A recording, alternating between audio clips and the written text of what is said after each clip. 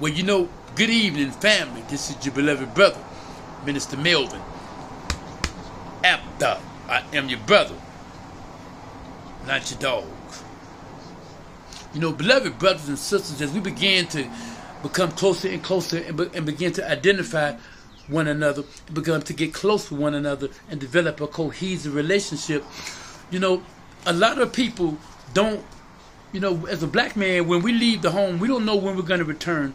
And our black mothers and our sisters and everyone that's in a household, we don't know what's going on. They beating up our women on the side of the road. You know, police officers are running their hands and running their all up the skirts of black women and the dresses of black women. They're running and ducking off into alleys with black women that are out there on the streets trapping in prostitution.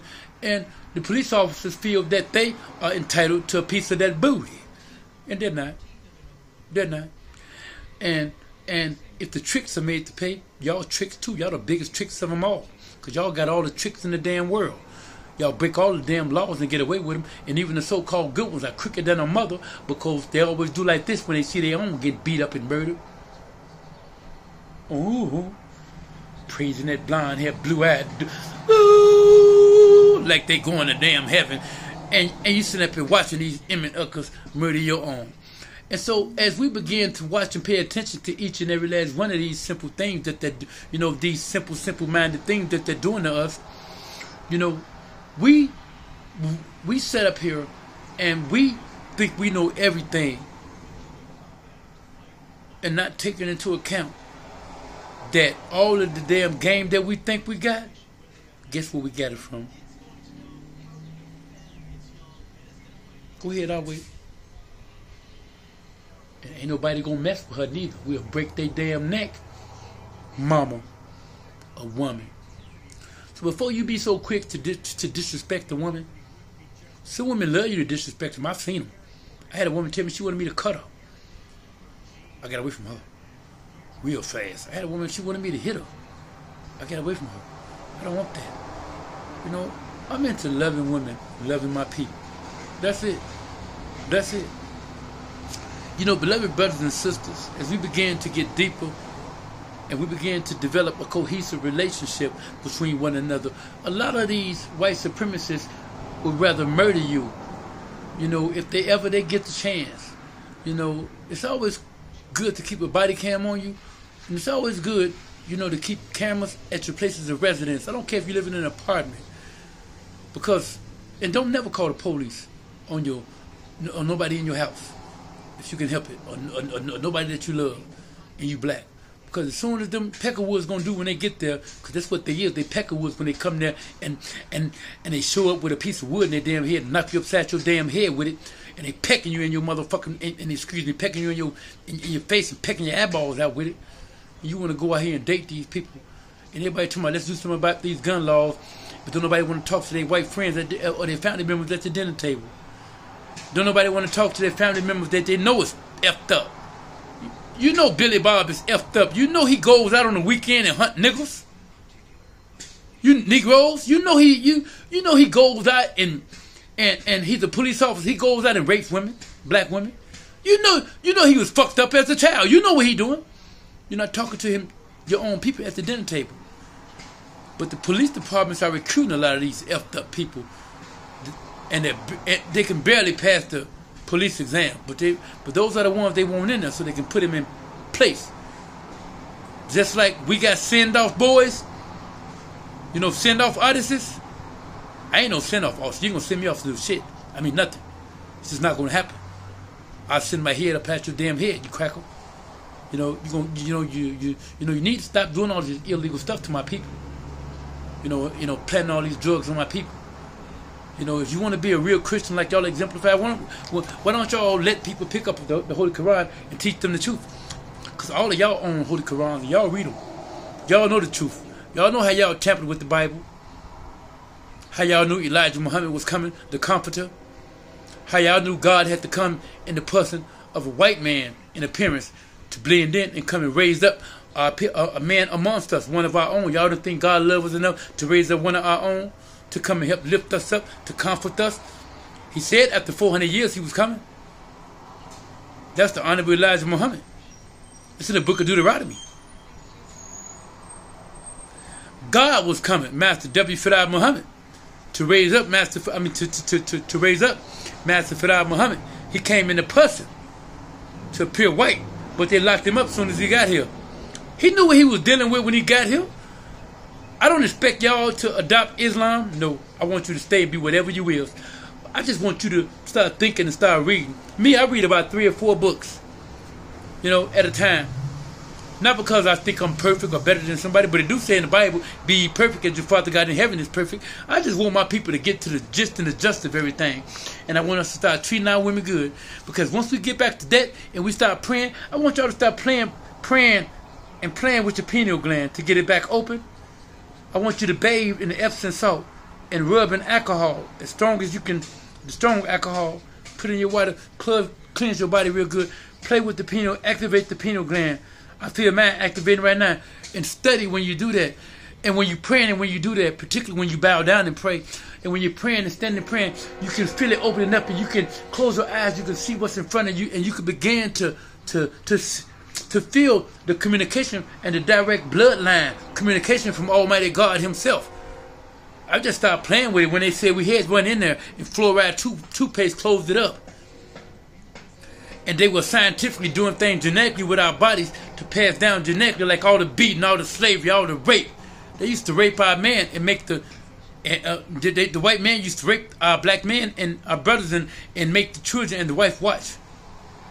And then they used to take the black, all of this stuff, we don't forget it. They make up, it passed down through generations. And how they block it out, and while we can't remember a lot of stuff and communicate telepathically through the pineal gland and so on and what have you, it's because of all the drugs and everything that they scientifically, that's why the Tuskegee experiments is so important to go study. Smallpox and COVID-19, that whole right there made a boy, that whole still making money. That whole COVID-19, I think that whole under 19, that whole making money off of mother and they guinea pigging on black people.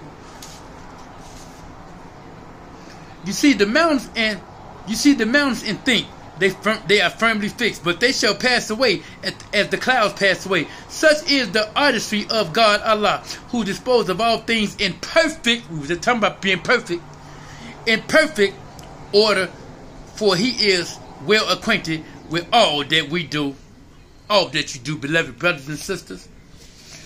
It's very, very important to understand how we got brainwashed.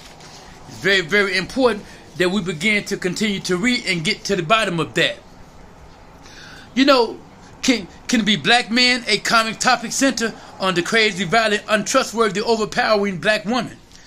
Once we look at the traumatic hand black women have been dealt by the white man and by us, and still suffer, we can move beyond the stereotypical angry black woman, and we can begin to love our women. They don't want you to pick up the Quran because it's going to bring out the masculinity in you. You ain't going to want to wear your pants down below your butt. And address the issues from the foundations of her frustration. If we dissect the brainwashing campaign, black men will recognize that. Inherit in our negative descriptors of black women, we are still grappling with the age-old fear that we are less than and cannot meet social expectations. It's better, easier to write black women off as crazy than confront the white man's truth. And beloved brothers and sisters, I recommend going to get the book Brainwashed by Tom Burrell. This right here, I want women to understand. The things men would say about black women don't let you get away with anything. They'd always be up your shit. Excuse my language. Attitudinal in your face. The stereotypical black experiences was a hard-ass life. Black men wanted to escape from that. And unwanted black women represented that. You can't leave these boxes you've been painted into unchecked unless you leave her behind. You can't leave her behind. You can't leave the black woman behind. We can't do that. And let's face it, unless you want to be a homosexual, then that's the lifestyle you choose. That's between you and God. Okay? But no one can get to heaven without the agency of a woman. And so we can't leave the woman behind. You know? We all love children. Even my gay homosexual family. We love children. They love children. My gay homosexual family, they love children. You know? So it's with this love for the children that what we ought to be doing is procreating and making more children for God to bless and help raise up the black Messiah. You know, because ain't nobody gonna listen to no white one, because they already got theirs, the Pope. When women get together and talk about men, the news is almost always bad news, writes Bell Hook, the feminist social critic in The Real Cool Black Man and Masculinity. If the topic gets specific, and it does, if the topic gets specific and the focus is on black man, the news is even worse. And is it any wonder that the pain resulting from fractured relationship infuse its art, literature, and song? So that's what our rappers, that's what we come and we write. It influences the pen to pick up and write. We are geniuses at what we do, especially trapping. We need to cross over from that and go legit, full force, because them alphabet boys has got something in store for you. If you don't clean it up, beloved brothers and sisters, they desire to make you a slave and your wife they bitch and your children their whores. They want to come in, they want your black babies. Y'all think they don't want y'all black kids? The first person to show up to your house is a white DHS person. They want y'all babies so they can keep their race around. That's a big part of it. And a lot of them want to give back for all the wrong that their ancestors did. But a lot of them want to beat y'all damn children. And a lot of y'all don't want to whoop y'all children because y'all scared they gonna tell on y'all. If y'all spare the rod, them kids gonna keep doing what they doing. My assignment is simple: to help save these babies. The black woman who subconsciously considers herself unworthy, that's why they set us up. That's why they set us up. Has steeled herself to expect less love, less understanding or overstanding, less compassion, bruised and broken. She is fully prepared not to invest too much in the inferior black man filled with inexpressible disappointment and disillusionment. She buries her feelings and will even tolerate contempt and abuse. The black woman's recurring theme is love and trouble, as expressed by the legendary Billie Holiday in My Man. He isn't true. He beats me too. Accepting the lowest common denominator of ourselves, beloved brothers and sisters, or having any reasonable expectation of a loving relationship, or choosing to go into it alone because black men and women are portrayed as spoiled goods, all perpetuate the big lie expertly drafted to emphasize the inferiority of the black race. And we must get past that. Beloved brothers and sisters, that is my time. I have to share something with you real quick. A beautiful thing is never perfect. Beautiful discourse is rarer than emerald, yet it can be found among the serving girls at the grindstone. One head alone does not go into counsel. When you need answers, you need good counsel around you. That's good brothers and sisters. I love y'all. I leave y'all as I have come. We say it in the Arabic language taught to us by our beloved teacher, the most honorable minister, Louis Farrakhan. Assalamu alaikum.